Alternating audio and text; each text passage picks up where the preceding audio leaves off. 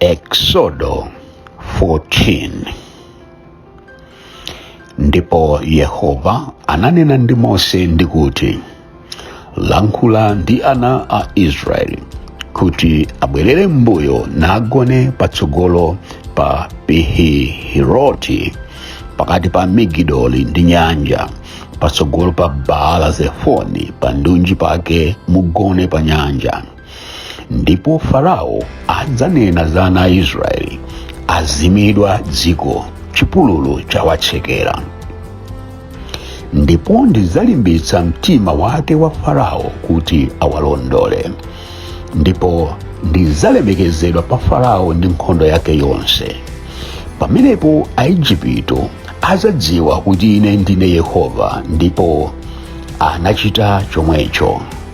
Ndipo anawuza mfumu ya Igupto kuti anthu adathawa, ndi mtima wa Farao ndi wa anyamata ake inasandulikira anthuwo. Ndipo anati, ichi nchiyani tachita, kuti talola Israeli amuke osatigwiriranso ntchito? Ndipo anamanga galeta lake napita nawo anthu ake. Napita nawo magaleta osankhika 500, magaleta onse amwe Aigupto ndi akapitawo awo onse. Ndipo Yehova analimbitsa mtima wa Farao mfumu ya Aigupto, ndipo iye analondola ana a Israeli, koma ana a Israeli adatuluka ndi dzanja lokwezeka. Ndipo Aigupto anawalondola ndi akavalo ndi magaleta onse a Farao ndi apakavalo ake ndi ankhondo yake, nawapeza ali ku chigono ku nyanja pa Pihihiroti, patsogolo pa Baala-zefoni.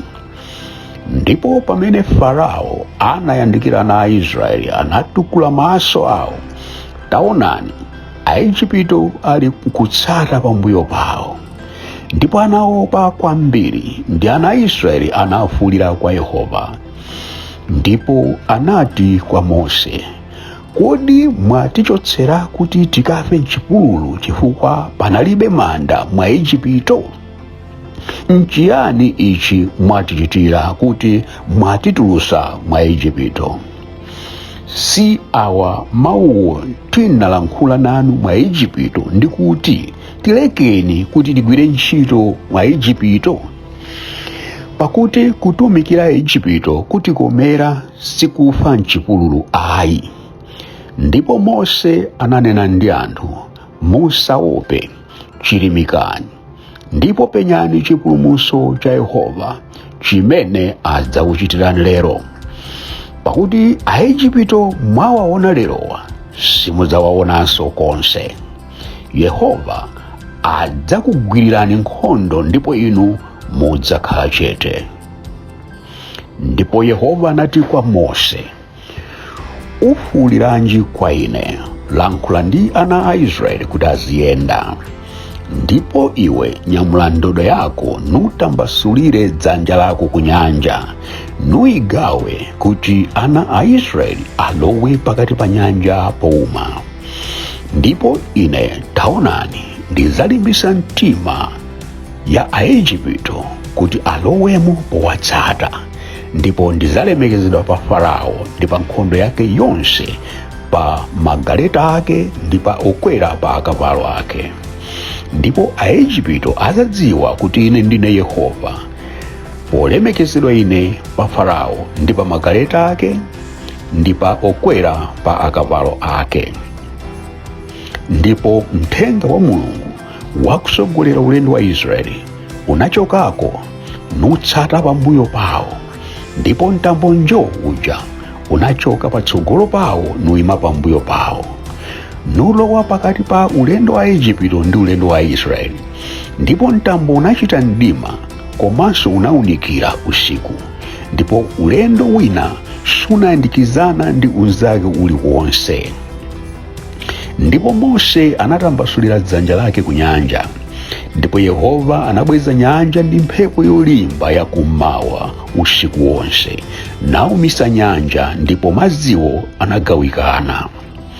Ndipo ana a Israeli analowa pakati pa nyanja powuma, ndi madziwo anakhala kwa iwo ngati khoma palamanja ndi palamanzere.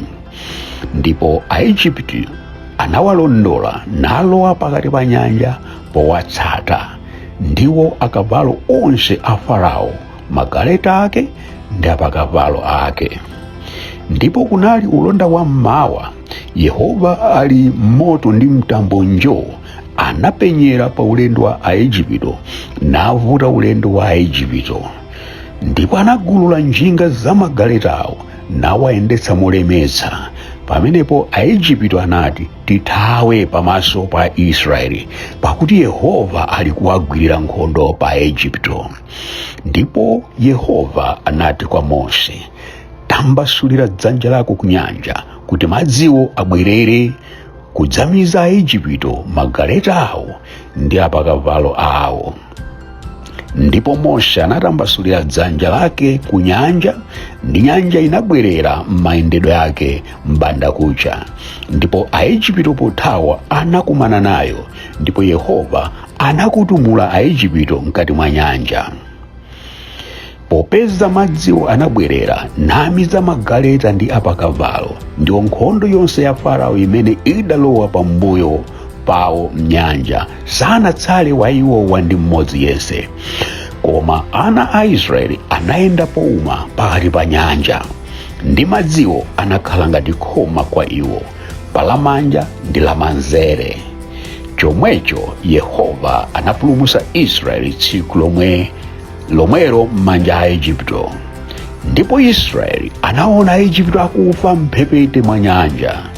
Ndipo Israeli anayiona ntchito yayikulu imene Yehova anachitira Aigupto. Ndipo anthuwo anaopa Yehova nakhulupirira Yehova ndi mtumiki wake Mose.